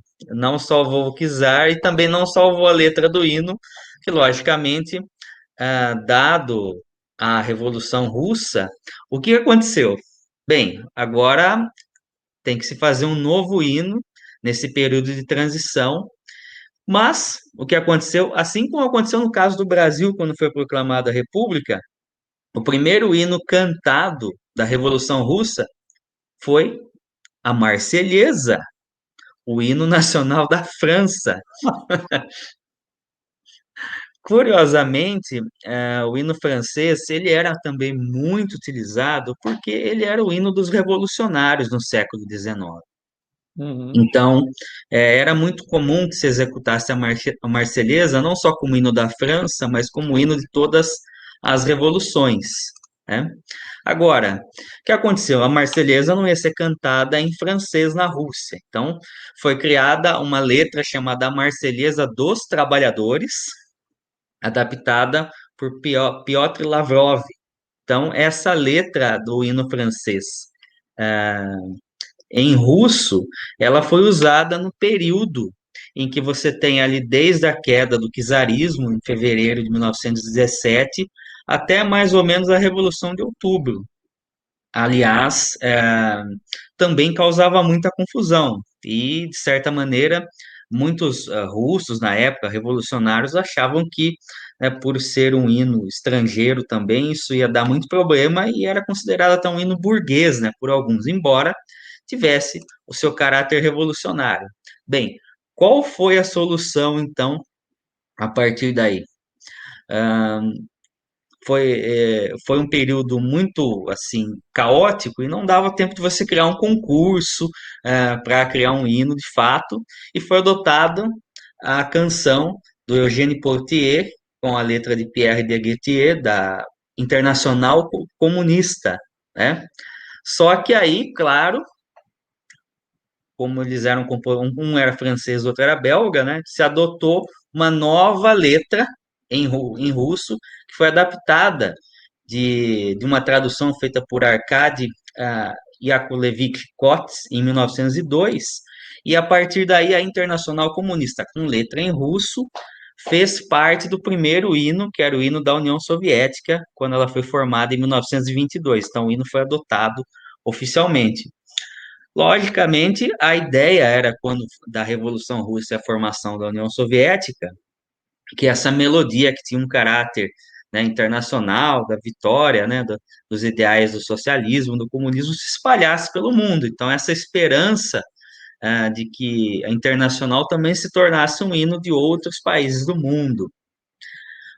Porém, embora o russo do professor Tiago seja muito bom, eu não estou pedindo para ele cantarolar nada aqui, porque todos esses hinos citados por ele, nós colocamos links aqui na descrição do vídeo para você ouvir depois, né? Ele está contando a história, e depois, se a sua curiosidade for bastante grande, como a minha todos os hinos citados por ele vão ter aqui links na descrição do vídeo. Não dá para ficar tocando os hinos aqui, senão a entrevista pega o programa inteiro, mas todos vão estar aqui. Bom, aí a gente está na União Soviética, está tudo bem, já tem o hino. E o que acontece depois? Então, porém, como nós sabemos, acontece a Segunda Guerra Mundial. Então, nós temos lá um período, Hitler invade a União Soviética, há uma resistência muito grande dos soviéticos, inclusive o comando sob Stalin, e quando os soviéticos conseguem dar a reviravolta no Terceiro Reich da Alemanha e começam a chegar próximo a Berlim, Stalin já percebe que aquele hino que era a Internacional Comunista, ele não motivava tanto as tropas soviéticas. E daí ele percebe o seguinte: olha, não, precisamos fazer um novo hino que mostrasse esse caráter da União Soviética. E daí surge a ideia de se adaptar a uma música que foi feita por Alexander Alexandrov. Originalmente era considerado o hino dos bolcheviques, ele fez em 1939. Mas a música ela tinha um caráter interessante para ser transformada em hino. Aí foi feito um concurso, uma adaptação dessa letra, que foi feita por dois poetas, Sergei Mikhalkov, guardem esse nome, nós vamos falar muito dele depois, e Gabriel Registran, que foi feita a letra em cima dessa música do Alexandrov para o hino soviético. Quando o Stalin morreu, e depois o Nikita Khrushchev assumiu o poder na União Soviética, a letra foi alterada na década de 1970, porque ela citava o nome de Stalin. Aí trocaram Stalin por Lenin.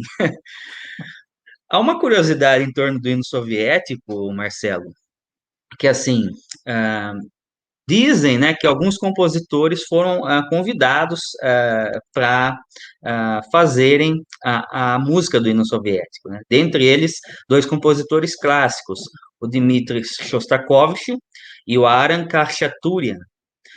Porém, dizem que eles não aceitaram. Outras versões dizem que, na verdade, eles fizeram essa música para o hino, mas não agradou tanto a Stalin. Inclusive, uma outra música que era candidata a ser o hino soviético era a música feita por Boris Alexandrov. Era uma música muito bonita, ele perdeu, mas não deixou de ser um hino. A música de Boris Alexandrov virou o hino da Transnistria. Eu lembro bem, você já explicou aqui. Vou colocar o link também para quem quiser conhecer. Ele não é considerado um país, né? Sim. Eles tentaram independência. Sim, eles ainda tentam independência. É uma região da Moldávia, que também foi, fazia parte da União Soviética na época, hoje é um país independente.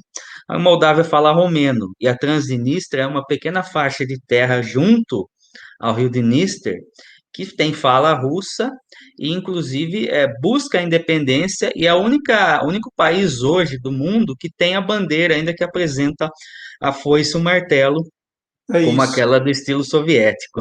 Lembrei da história. Bom, vamos voltar para o hino, não vou desviar o assunto. Isso, que eu lembrei vamos lá. Que você já me contou essa história. Uhum. Bem, o hino soviético, então, ele continuou até o fim da União Soviética. Em 1991, quando houve a dissolução da União Soviética e as suas repúblicas, o hino não fazia mais sentido.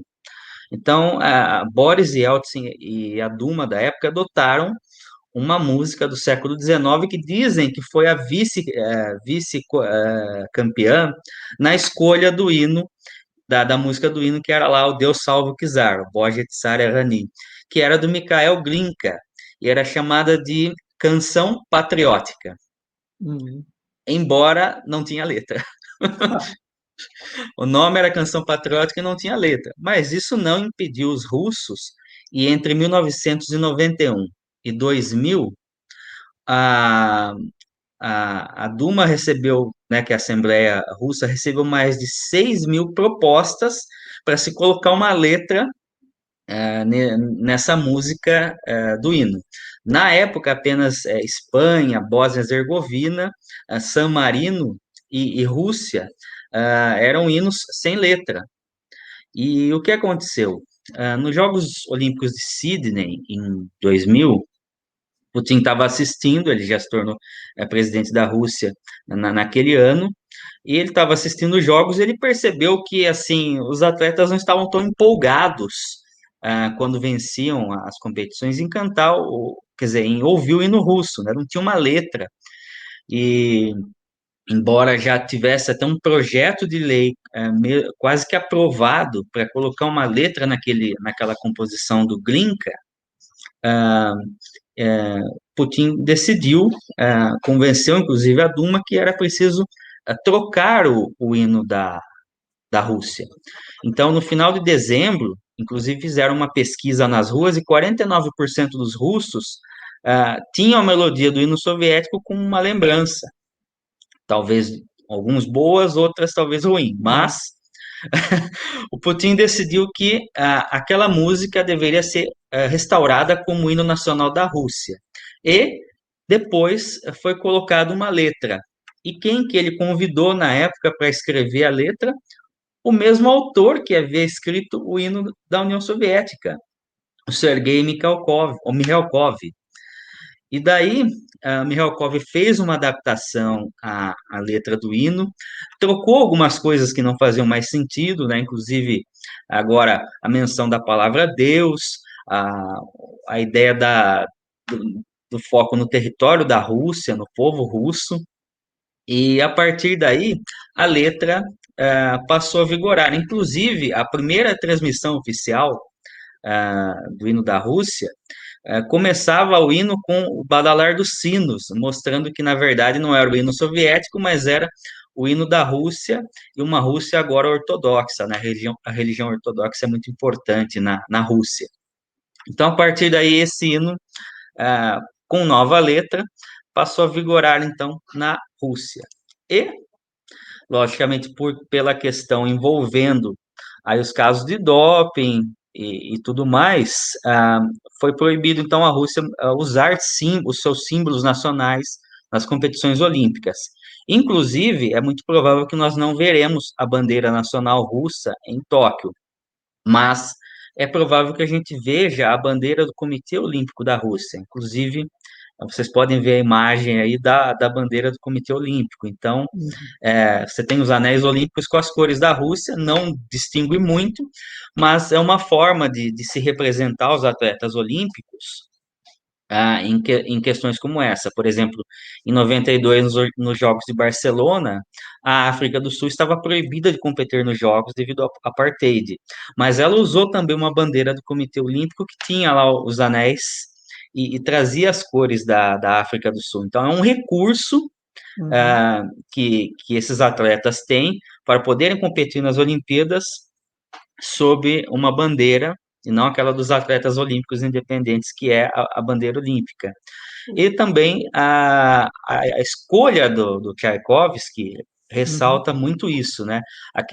Aquela música romântica russa, ele tem lá uma introdução pomposa, e vai muito com a representatividade dos russos, do povo russo, né? Então, embora não se tenha o hino oficial, o Tchaikovsky promete substituir muito bem o hino da Rússia nos Jogos de Tóquio.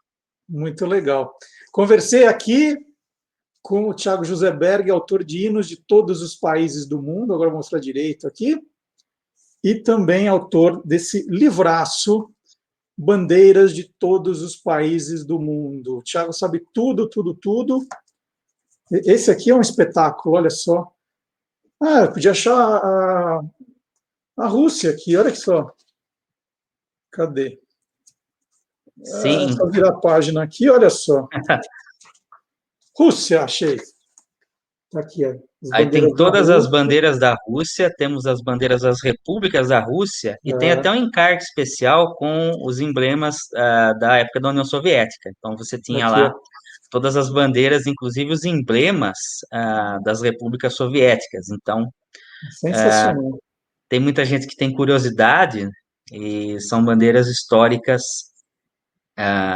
fascinantes, assim, para que a gente possa entender um pouco mais da história desses países, né? Então, é bem legal, porque esses detalhes, muitas vezes a gente não percebe, né? E as bandeiras, elas têm bandeiras, inclusive, que tem uma pequena ou outra alteração de uma para outra. Então, eu convido o pessoal a estar olhando o livro, né? Vendo essas mudanças, né? Inclusive, às vezes você tem uma sutileza que muda na bandeira, mas ela tem essa alteração, e o livro teve esse cuidado também de ter esse registro de imagens das bandeiras Maravilhoso. atuais históricas. Muito bom. Tiago, adorei falar com você. Muito obrigado de novo pela conversa.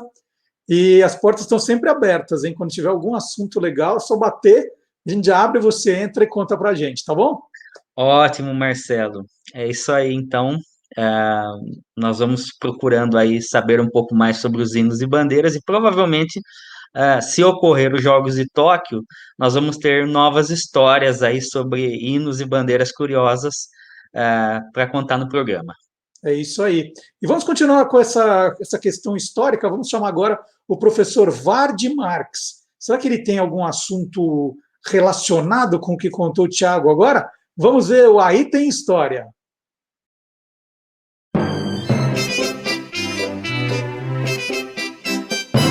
Aí Tem História.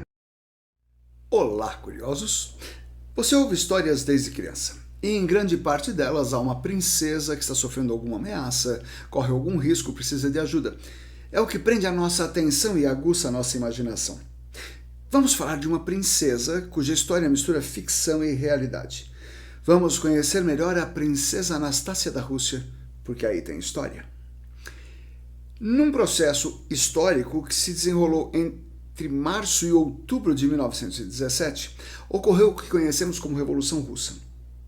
Em março foi deposta a monarquia, pondo fim a uma dinastia que governava o país muito duramente com mão de ferro desde 1613.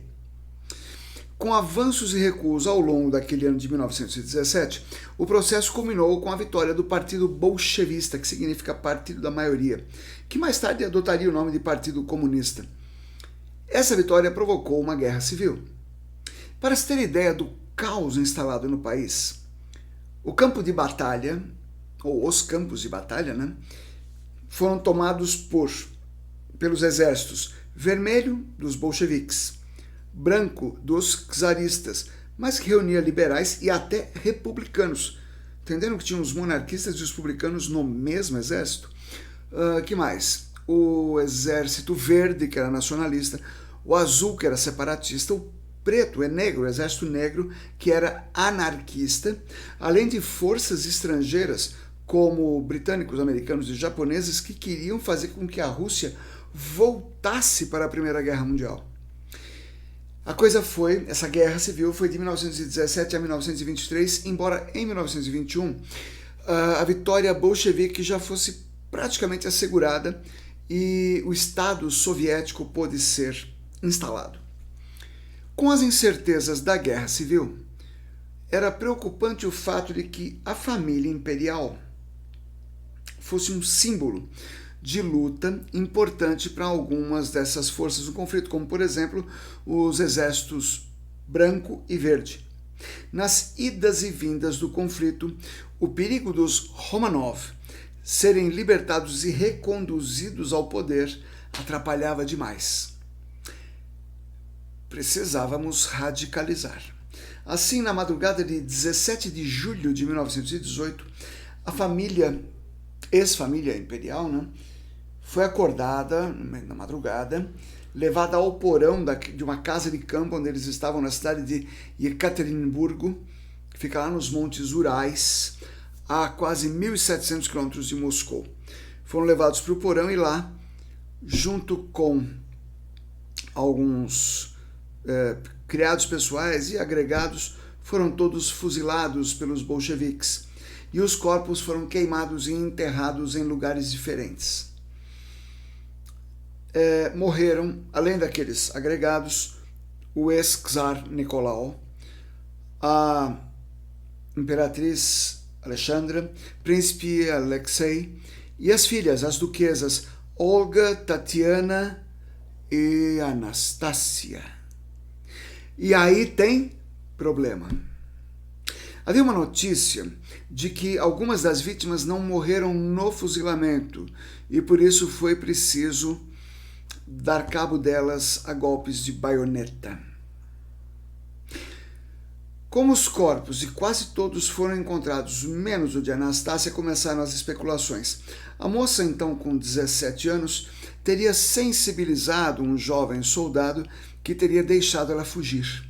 A partir de 1919, pelo menos uma dúzia de moças apareceram na própria Rússia, na Alemanha, na França, dizendo que eram Anastácia.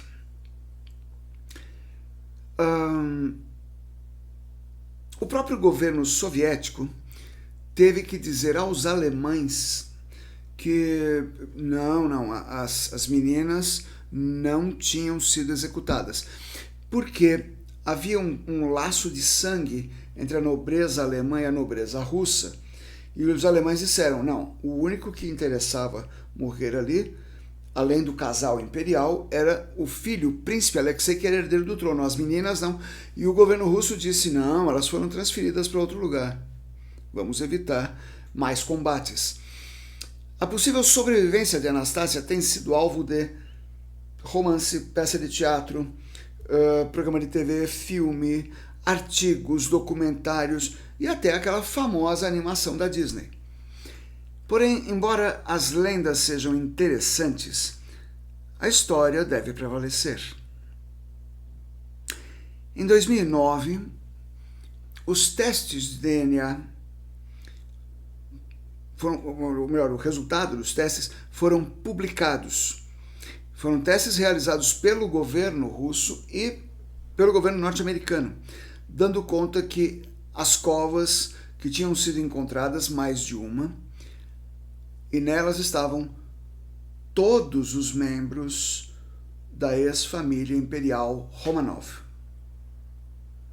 Fim do mistério da princesa Anastasia Nikolaevna Romanov. É isso. Então é isso aí, gente. Reta final do programa. Você já deixou o seu like, já deixou seu comentário, já compartilhou, já avisou alguém? Não esqueça, hein, por favor, é importante o engajamento que você tem com o canal, com o programa, com as nossas redes sociais, de verdade. Tudo que você curte o Guia dos Curiosos, né, tudo que você faz no universo do Guia dos Curiosos é importante. Você faz uma pesquisa no Guia dos Curiosos, sempre dá uma olhadinha para ver o que tem de novo. Você curte as nossas publicações no Instagram, você dá uma olhadinha no Facebook, já assinou o TikTok, tudo isso é bacana. É um conteúdo que a gente faz de tudo para ser de melhor qualidade, né, surpreendente, para agradar você. A gente tem, né, feito isso já. O Guia dos Curiosos já completou 25 anos, 26. O Guia dos Curiosos fez esse mês 26 anos. E mês que vem tem livro novo, hein? Livro novo, comemorativo aí desse tempo todo. Então, tudo que você fizer curtindo, compartilhando, comentando, é muito bom para esse universo curioso. E outro curioso que está chegando é o professor Marcelo Abud. Muito está se falando aí de uma série nova no canal de streaming da Globo, que é baseado num podcast que fez muito sucesso. E aí, se é podcast de sucesso, o nosso especialista, o professor Marcelo Abud. Marcelo Abud é professor universitário, ele é especialista na podosfera, sabe tudo de podcast, e é um grande pesquisador da memória e da história do rádio também, que ele continua fazendo no blog Peças Raras. Então, agora ele tem duas frentes, né? Falar do novo e falar do antigo, porque uma coisa tem a ver sempre com a outra, assim. É preservando a memória que a gente se prepara para o futuro. Então, vamos lá, vamos ver a história do caso Evandro no hashtag Hoje Pode.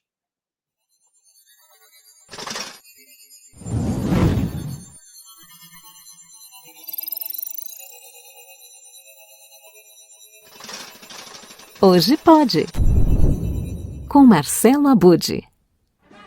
Não é de hoje que histórias que envolvem investigações criminais alcançam grandes audiências em livros, programas de rádio, séries de TV e, no caso do podcast, narrativas sobre crimes reais ganham um novo capítulo em 2014, com o lançamento de Serial nos Estados Unidos. Inspirado por esse podcast norte-americano, o escritor, designer e professor Ivan Mizanzuki criou em 2015 o Projeto Humanos, A ideia é de contar histórias reais sobre pessoas reais. Já na primeira temporada, Mizanzuki tinha a intenção de criar uma série em áudio dos bastidores de um misterioso crime que ficou conhecido como o das Bruxas de Guaratuba. O acontecimento na cidade do litoral do Paraná tem como foco o caso de Evandro, um menino de apenas 6 anos de idade que desapareceu no início de abril de 1992. O corpo da criança foi encontrado alguns dias depois, com indícios de rituais satânicos.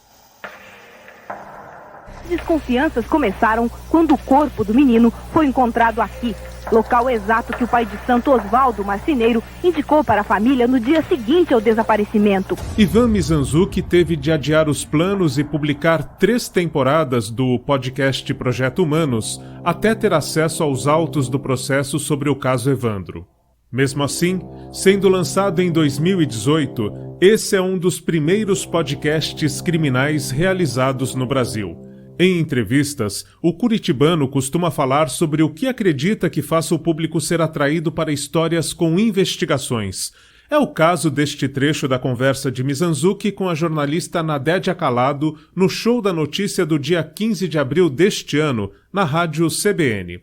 Por que a gente ouve histórias criminais, né? Tem sempre uma discussão que as pessoas que consomem esse tipo de conteúdo se teriam algum interesse mórbido ou alguma coisa assim, e eu acho que não é o caso. Eu acho que a gente gosta de casos criminais porque a gente gosta de mistério e a gente gosta de tentar resolver o mistério. E histórias que têm mistérios, é isso que me interessa tanto no caso criminal, e por isso que o caso Evandro se tornou uma história que eu quis produzir, é que ele é um mecanismo narrativo muito bom. Então eu consigo tornar a história interessante por muito tempo, porque eu estou sempre trazendo elementos novos que uma hora você acredita numa coisa, outra hora acredita em outra, e você está sempre com aquela pulga atrás da orelha de tipo, tá, mas o que aconteceu de verdade? Né? E esses casos vão aparecendo. Um dos méritos da temporada de O Caso Evandro no podcast Projeto Humanos é o aprofundamento na investigação e a descoberta de novos fatos envolvendo o crime. Para mostrar todos os lados dessa história, Mizanzuki produziu 36 episódios, em que esmiuça e apresenta detalhes dos discursos da acusação e da defesa. Todo esse envolvimento com a produção faz do Caso Evandro um dos podcasts de maior sucesso do Brasil. O êxito ultrapassa os milhões de downloads. A história está sendo lançada também como série da Globoplay e em livro, com lançamento previsto já para o início desse mês de junho. O empenho de Ivan Mizanzuki abriu caminho para outros podcasts de crimes reais no Brasil, como o também excelente Praia dos Ossos. Mas esta já é uma outra história para nossos próximos capítulos. Até lá! Então vamos lá, final do programa. Muito obrigado de novo pela companhia. Não esqueça aí de falar do Olá Curioso, deixa sua mensagem, o que você gostou mais no programa de hoje. É importante a gente ter esse feedback também. Muito obrigado a todos. Nós vamos terminar com música. Nós vamos terminar com Dust in the Wind, que é uma música da banda de rock americana Kansas. A banda foi formada em 1971. Dust in the Wind foi lançada em janeiro de 1978. Nós temos a versão com a nossa banda. Aliás, nossa banda está preparando tanta coisa nova, tanta novidade. Logo, logo, né, tem a promessa que nós vamos apresentar aqui em primeiríssima mão tudo o que eles estão fazendo de novo. É muita novidade, muita novidade. É uma revolução numa banda, é uma revolução total. E eu já sei um monte, né? Já ouvi alguns trabalhos novos, mas assinei um termo de confidencialidade, eu não posso contar nada ainda. Mas eu fico querendo contar, mas por enquanto não. Então vamos terminar o programa de hoje. Muito obrigado, até sábado que vem. Dust in the Wind, terminando o Olá Curiosos, número já 42, hein, gente? Que beleza! Até sábado que vem. Tchau! Playback.